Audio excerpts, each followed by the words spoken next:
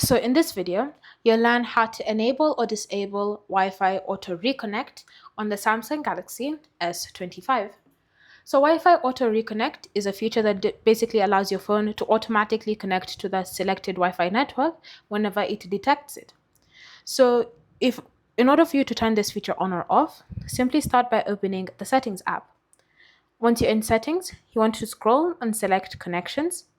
Then from here, tap on Wi-Fi. Ensure that you're connected to that specific network that you're going to be enabling or disabling Auto Reconnect for. And then once you've connected to that network, just tap on this settings icon. So this will bring up the network info page, and then you should see the option Auto Reconnect. So currently it's enabled, which is why whenever my S25 detects this network, it starts the connection automatically.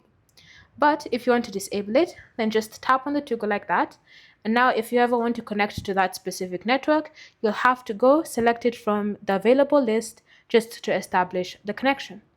Again, if you want to turn it on, then just go to the Wi-Fi info page, tap on the toggle, and it will be turned on. Thank you for watching.